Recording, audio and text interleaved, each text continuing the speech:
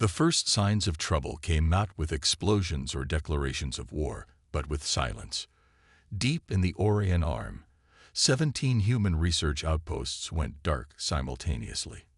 No distress signals, no emergency broadcasts, just emptiness where thousands of voices should have been. Admiral Elena Santos stood before the United Earth Defense Council, her weathered face illuminated by the holographic display showing the spreading darkness across human space. Behind her, stars winked out one by one as more colonies fell silent. The Kraxan ships appeared without warning, she reported, her voice steady despite the weight of her words. Their technology far exceeds our current capabilities. They've developed some form of stealth system that renders their vessels virtually invisible until they're within striking distance.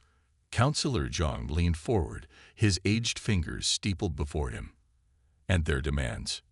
None, sir. No communication, no ultimatum. They simply attack. The chamber fell silent. Humanity had encountered aggressive species before, but this was different. The Kraxan weren't interested in resources or territory. They weren't seeking surrender or subjugation. They were conducting an extermination. In the shadows of the council chamber, Dr. Marcus Reed, Earth's leading xenobiologist, cleared his throat. There's something you need to see. He stepped forward, activating his own holographic display. 3 days ago, we received this transmission from the Etherian Collective. The projection flickered to life, revealing a tall, crystalline being whose faceted surface caught the light in hypnotic patterns. Its voice resonated with harmonic overtones that made the air itself seem to vibrate. Humans of Earth, the Etherian's message began. We'd break our ancient vow of non-interference to warn you. The Kraxan believe themselves to be the apex predators of the galaxy. They have decimated countless civilizations, believing that any species that cannot defend itself deserves extinction. But they have made a fatal error in targeting humanity.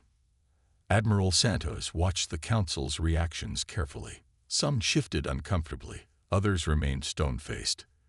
The Etherian continued, "We have observed your species since you first ventured beyond your world. You are different. Where others flee, you stand. Where others submit, you resist. Where others break, you adapt. The Kraxan do not understand this. They see your technological inferiority and believe victory is assured. They do not comprehend that humanity's greatest weapon has never been its technology, but its indomitable spirit." Dr. Reed paused the transmission. The Etherians are one of the oldest species in known space. They've never interfered in interstellar conflicts before. This warning, it's unprecedented. Admiral Santos stepped forward again. The Kraxan think they're hunting prey. They don't realize they've awakened a sleeping giant. The next few hours were a blur of activity. Emergency protocols were activated, fleets were mobilized, and humanity prepared for war. But in the highest levels of Earth's military command, a different kind of preparation was underway. In a secure facility beneath the Pacific Ocean, Dr. Aria Chen, head of Project Phoenix, stood before a team of Earth's brightest minds.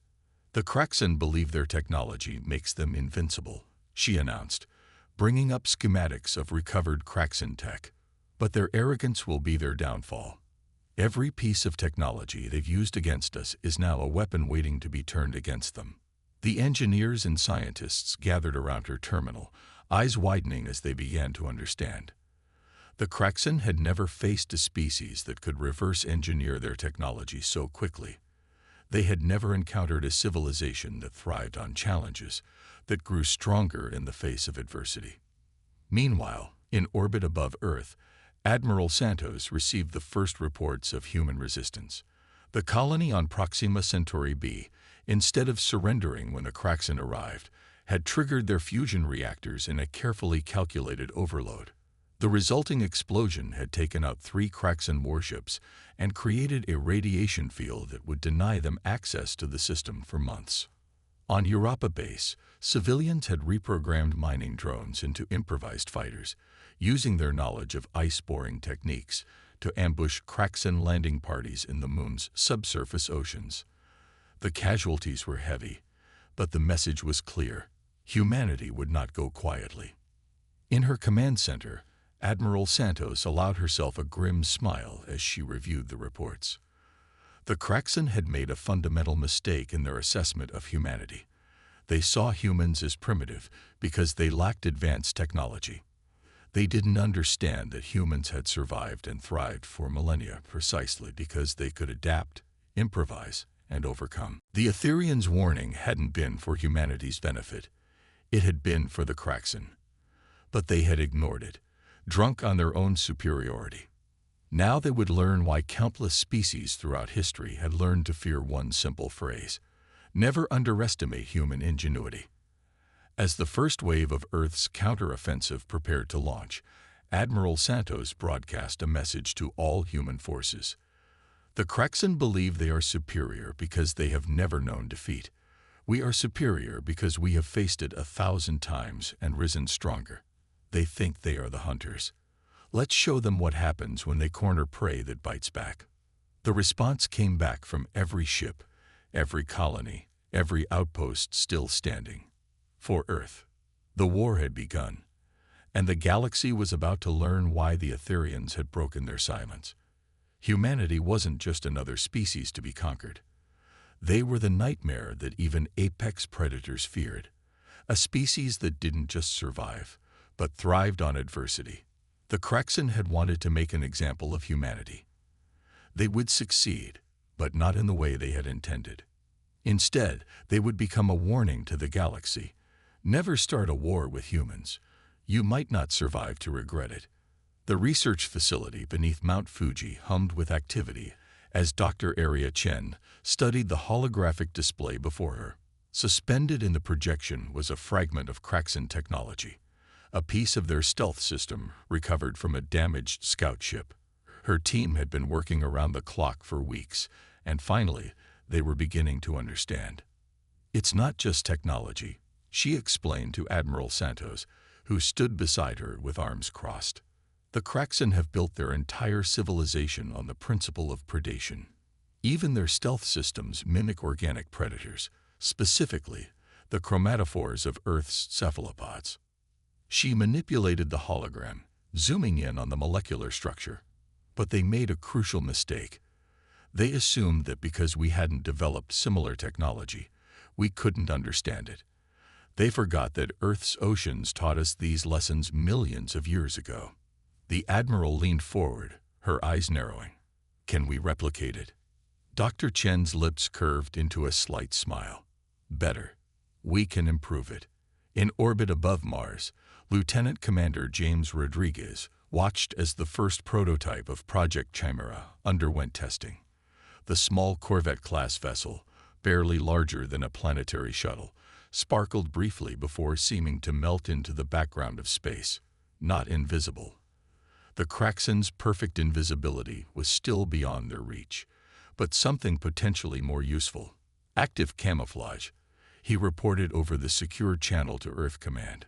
The ship doesn't disappear completely, but it mimics its surroundings well enough to fool Kraxan sensors.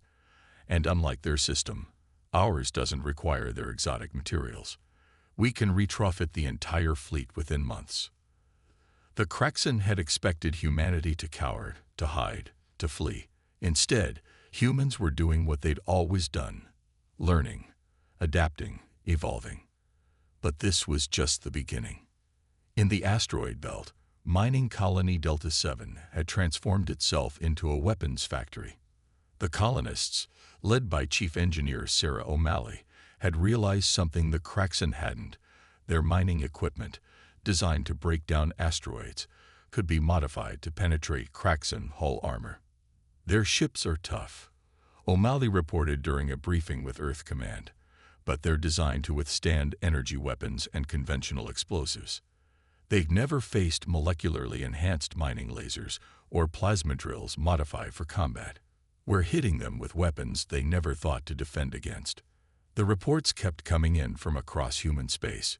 Each defeat, each lost colony, each encounter with Kraxan forces added to humanity's understanding. The predators had never faced prey that studied them back. In her command center on Luna Base, Admiral Santos reviewed the latest battle footage. The Kraxan were still winning most engagements, but their victories were coming at increasingly heavy costs. Their perfect stealth was no longer perfect. Their impenetrable armor was being breached. Their superior weapons were being countered by human ingenuity. "They're starting to notice," her tactical officer reported. "Kraxan attack patterns are becoming more cautious. They're deploying larger forces against smaller targets, burning more resources for each victory." Santos nodded. "They still think they're hunting us. They haven't realized that we're learning how to hunt them back." The breakthrough came from an unexpected source. Dr. Marcus Reed, studying recovered Kraxan biological data, made a discovery that changed everything. Their neural architecture, he explained to an emergency session of the Defense Council. "It's highly advanced, but it's also highly specialized. They've evolved to be perfect predators, but that specialization has left them with a critical weakness." He brought up a comparative analysis. Their brains process information in a strictly hierarchical manner. It makes them incredibly efficient at executing complex battle plans, but they struggle to adapt when those plans fail. They literally cannot comprehend chaos. Their neural pathways are too rigid. The implications were immediately clear. The Kraxan's greatest strength, their perfect, coordinated hunting strategies, could become their greatest weakness. Admiral Santos immediately ordered a change in tactics. Human forces began fighting asymmetrically, eschewing traditional formation battles for unpredictable, seemingly random attacks. Ships would appear where they shouldn't be possible, using the modified stealth technology to strike from impossible angles. Mining colonies transformed into fortresses would suddenly go dark, only to spring devastating ambushes when Kraxan forces moved in to claim their prize. The predators found themselves facing prey that refused to behave like prey. Their perfect battle plans began to fall apart in the face of human unpredictability. And with each failure, with each unexpected defeat, the Kraxan experienced something they had never known before: doubt. In her private quarters, Admiral Santos recorded a message for Earth's archives. The Kraxan made 3 fundamental mistakes in their assessment of humanity. First, they assumed technological inferiority meant intellectual inferiority. Second, they thought their perfect hunting strategies would work against prey that had spent its entire evolutionary history learning to survive superior predators. But their greatest mistake was believing that humans, when cornered, would submit to their fate. She paused, watching the tactical display as another Kraxan fleet fell into a human trap. Instead, they're learning what Earth's history has taught us again and again. Sometimes the most dangerous predator is the one that learned to hunt by first being prey. The war was far from over, but the tide was beginning to turn. The Kraxan had wanted to make an example of humanity. They were succeeding, but not in the way they had intended. Instead of demonstrating their superiority, they were teaching the galaxy a lesson about the danger of underestimating human adaptability. And in the darkness between the stars, other species watched and learned. The predators were about to become the prey. High Supreme Hunter Krixvar of the Kraxan Empire stood motionless on his command bridge, his iridescent scales reflecting the red warning lights that filled the chamber. Before him, the holographic display showed yet another fleet engagement ending in disaster. His most elite hunting pack reduced to scattered debris by prey that should have been easy meat. "Impossible," he hissed, multiple rows of teeth gleaming. "They are nothing. Primitive. Their technology is centuries behind ours. How do they keep surviving?" His subordinate, Third Hunter Mexthal, approached cautiously. "Supreme Hunter, we've detected a pattern in their attacks. They're not random at all. They're hunting us," Krixvar finished, his voice dropping to a dangerous whisper. Across human space, Operation Thunderbolt was in full swing. Admiral Santos watched from her new flagship, the UES Defiant, as hundreds of small retrofitted vessels executed precisely coordinated strikes against Kraxan supply lines. The massive predator ships, designed for overwhelming force, found themselves unable to track or engage the swarms of smaller craft that seemed to appear from nowhere, strike, and vanish again. Status report, Santos commanded, her eyes fixed on the tactical display. Phase 3 is proceeding ahead of schedule. Lieutenant Commander Rodriguez responded. The Kraxan are withdrawing from the Centauri sector. Their supply lines are in chaos. They're starting to bunch up their forces, exactly as Dr. Reed predicted they would. Dr. Reed's insight into Kraxan psychology had proven invaluable. When faced with uncertainty, the predator species instinctively gathered into larger hunting packs, seeking safety in numbers. But this only made them easier targets for humanity's new weapons.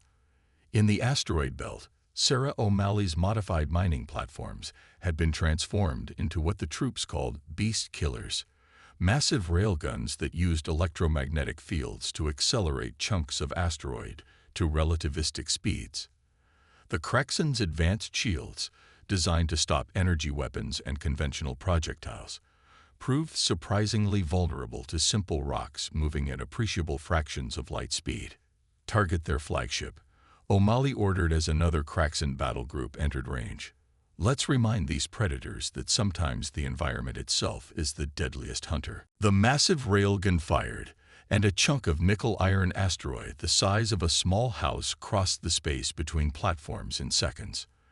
The Kraxan flagship's shields flared brilliantly, and failed.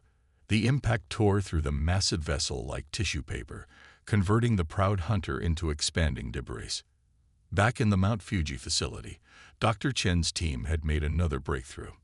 We've cracked their neural communication protocols, she reported to Earth Command. Their ships are linked together in a complex network, sharing targeting data and tactical updates in real time.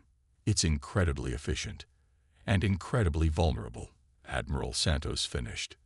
If we can inject false data into their network, we can make them see threats that don't exist, hide threats that do, even make them fire on their own ships, Chen confirmed. They're so dependent on their perfect coordination that they never considered someone might corrupt it.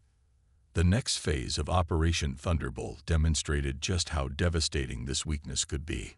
In the Proxima Centauri system, a Kraxan strike force found itself firing at phantom targets, while actual human ships slipped past their defenses.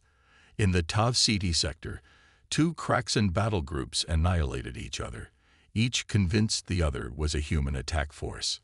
The predators were learning fear, and it was destroying them.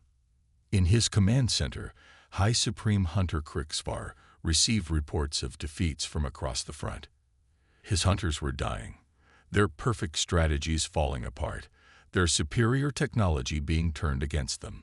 For the first time in the history of the Kraxan Empire, they were not the apex predators. Order all forces to fall back to defensive positions, he commanded, his voice tight with suppressed rage. Recall the fleet. We must adapt our strategies. But adaptation was not something the Kraxan did well. Their rigid neural architecture, so perfect for executing complex hunting strategies, left them dangerously inflexible when those strategies failed. They could not comprehend how their prey had become predators. On Earth, the Defense Council reviewed the latest intelligence. The Kraxan were retreating, but not in defeat. They were regrouping, gathering their forces for what would surely be a massive counterattack. They're scared, Dr. Reed observed, studying neural scan data from captured Kraxan warriors. But fear makes predators more dangerous. They'll strike back with everything they have. Admiral Santos nodded grimly. Good. Let them come. Every time they attack, we learn more about them. Every weapon they use becomes our weapon. Every tactic they employ teaches us how to defeat them. The war had entered a new phase. The Kraxan were no longer fighting to exterminate an inferior species. They were fighting for survival against an enemy that seemed to grow stronger with each defeat, that turned their own superior technology and tactics against them. And in the shadows of the conflict, other species began to move. The Etherian Collective, which had warned humanity about the Kraxan, now watched with growing interest as their prediction came true. The humans weren't just surviving. They were revolutionizing warfare itself. The predators had wanted to teach the galaxy about supremacy. Instead, they were teaching it about humanity's most terrifying trait, the ability to turn defeat into victory, to learn from failure, to become stronger when broken. The final battle was approaching, and the galaxy held its breath. The apex predators were about to learn why Earth's history was filled. The crystalline chambers of the Etherean Collective shimmered with nervous energy as their council of elders convened. Above them, holographic displays showed the latest footage from the human Kraxan War. The images were stunning. Smaller human vessels darting between massive Kraxan warships, turning their own weapons against them, using adapted technology in ways the Kraxan had never imagined possible. First Elder Axion's crystalline form pulsed with light as they spoke. We have watched for millennia as the Kraxan devastated civilizations. Now, for the first time, we witness their empire faltering, not against a technologically superior force, but against prey that refused to accept its role. The humans do not just adapt, Second Elder Varys added, their facets catching the light. They innovate, they create, they turn weakness into strength.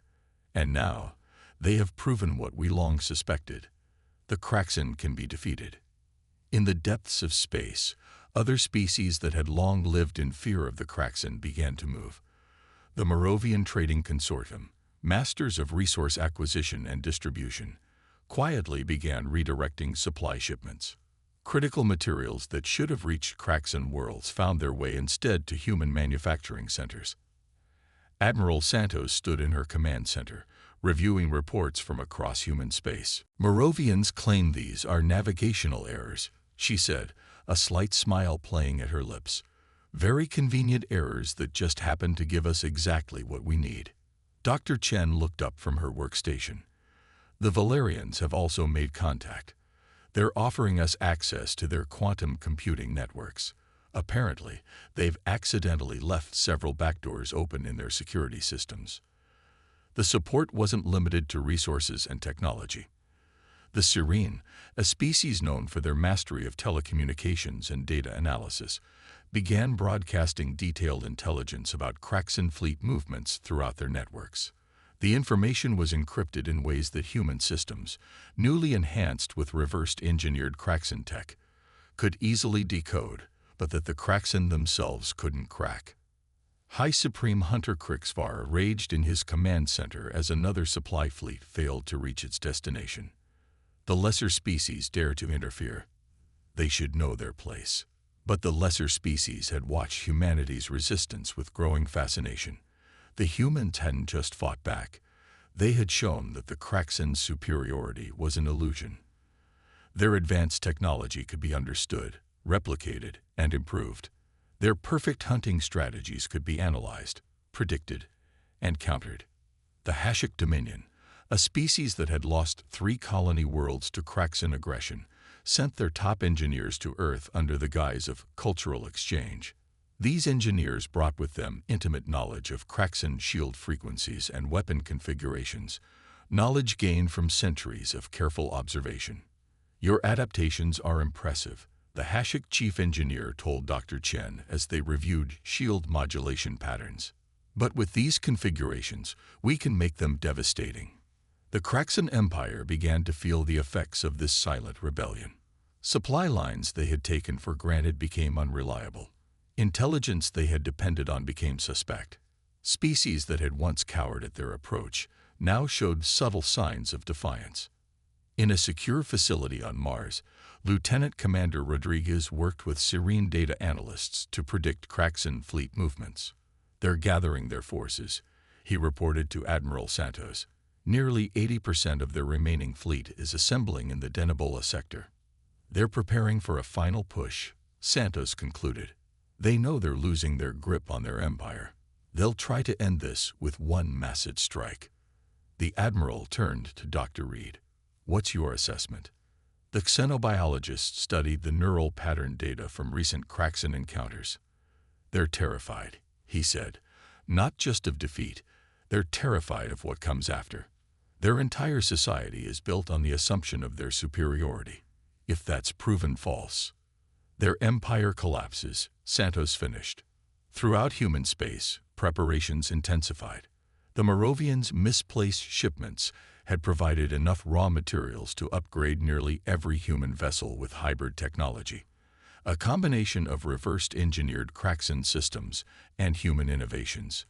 The Hashik shield configurations were being integrated into defensive systems. The Serene's intelligence network provided real-time updates on Kraxan movements. But perhaps most significantly, the Etherian collective had finally broken their neutrality completely. Their crystalline vessels, unseen in war for millennia, moved into position around key human worlds. "We do not intervene directly," First Elder Axylon announced in a transmission to Earth Command. "But we will ensure that no other powers take advantage of this conflict. Humanity has earned the right to face the Kraxan on their own terms." The message was clear. The galaxy's oldest civilization had chosen a side. In her private quarters, Admiral Santos recorded what might be her final log entry before the coming battle. "The Kraxan thought they could hunt us into extinction. Instead, they showed the galaxy that prey can become predators, that superiority isn't about having the best technology, but about having the will to survive, adapt, and overcome." She paused, watching the tactical display as hundreds of human ships moved into position, supported by the silent assistance of a dozen species that had finally found the courage to resist. The Kraxan wanted to make an example of humanity. They succeeded. They showed the galaxy that no empire is invincible, that no species is supreme, and that the most dangerous force in the universe isn't technology or strength. It's the determination to never submit, never surrender, and never stop fighting back. The final battle was approaching. The predators were about to face not just humanity, but the consequences of every species they had ever terrorized. The galaxy was changing, and the Kraxan were about to learn why you should never corner something that has nothing left to. The void between stars erupted with energy as the largest fleet battle in galactic history began. The Kraxan had committed everything. Over 3,000 warships, including their dreaded planet-killer dreadnoughts. Their formation was perfect, a lethal web of overlapping fields of fire, designed to trap and destroy anything that dared to challenge them. High Supreme Hunter Krixpar stood at the center of his command ship, watching as the human fleet approached. His neural interfaces buzzed with tactical data, threat assessments, targeting solutions, all indicating that victory was assured. The humans had gathered barely 800 ships, a mix of retrofitted civilian vessels and hastily constructed warships. "They dare to face us with such inferior numbers," he snarled. "Let us end this farce. All ships, commence firing." The space between the fleets lit up as thousands of energy weapons discharged simultaneously. The Kraxan's opening salvo was designed to saturate every possible escape vector, to ensure that no prey could slit through their net. But the humans didn't try to escape. Aboard the UES Defiant, Admiral Santos watched calmly as the wall of energy approached.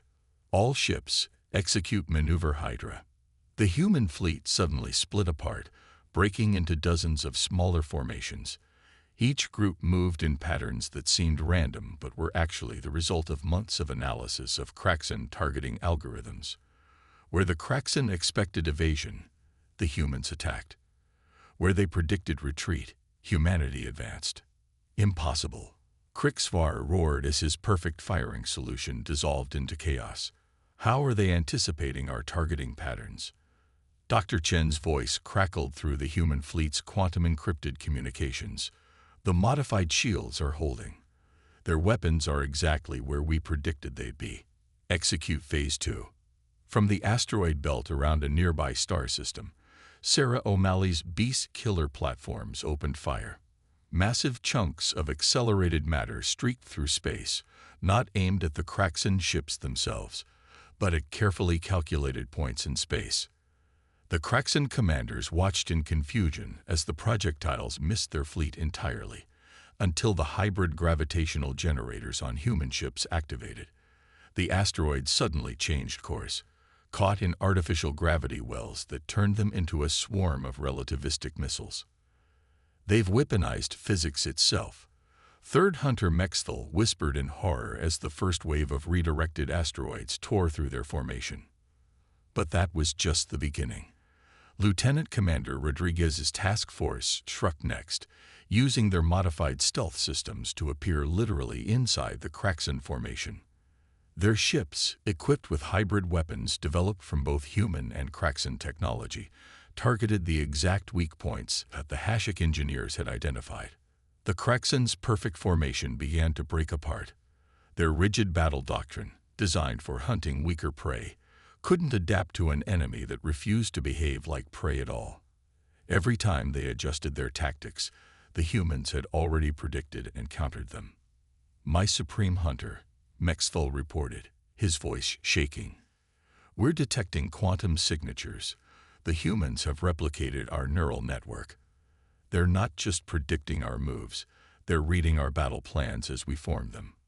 Krixfar's scales darkened with rage. "Impossible. They are primitives. They cannot." His words were cut off as his flagship rocked with impact. On his command display, he watched in disbelief as human ships executed maneuvers that his own crews had deemed impossible, using hybrid technology that combined Kraxan precision with human creativity in ways his engineers had never imagined. Admiral Santos stood on her bridge, watching as the battle unfolded exactly as they had planned. "Send the signal," she ordered. "Let's show them what humanity can really do." Throughout the battlefield, human ships suddenly activated their final surprise. Quantum field generators reverse-engineered from Kraxan technology, but modified in ways the predator species had never conceived. The generators didn't just create defensive shields. They linked them together, forming a massive energy web that turned the very fabric of space into a weapon. The Kraxan fleet found itself trapped in a maze of quantum fields that disrupted their neural networks, scrambled their targeting systems, and turned their own energy weapons against them. Their perfect formation became their perfect prison. "You don't understand, do you?" Santos transmitted on all frequencies. "You thought technology made you superior, but technology is just a tool. What matters is how you use it. You spent centuries perfecting your hunting strategies. We spent millennia learning to survive against odds that should have killed us. You evolved to be perfect predators. We evolved to adapt, to innovate, to overcome." On his failing bridge, Krixfar watched as his mighty fleet was systematically dismantled by prey that had become more dangerous than any predator. "How?" he demanded. "How did you defeat us?" Santos' reply was cold. "You taught us how. Every attack showed us your weaknesses. Every weapon you used became ours to improve.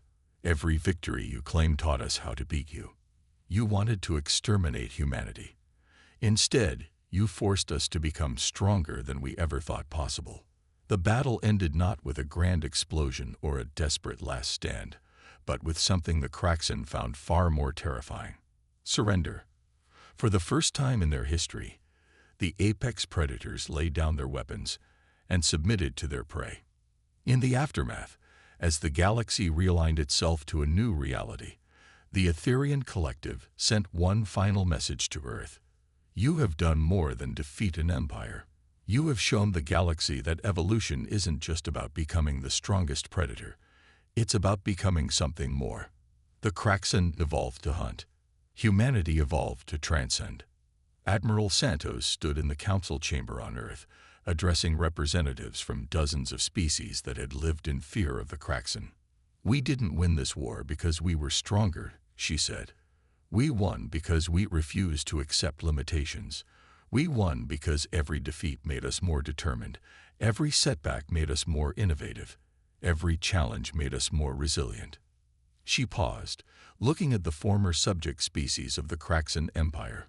"But most importantly, we won because we showed the galaxy that no species has to accept being prey. That together, we can stand against any predator, any empire, any force that tries to dominate through fear." The message spread across the stars. The age of the predator was over. A new era had begun, one where adaptation and innovation mattered more than raw strength, where cooperation proved more powerful than domination. And at the heart of this new galaxy stood humanity, not as conquerors or rulers, but as living proof that the most dangerous thing in the universe isn't the biggest predator. It's prey that learns to fight back.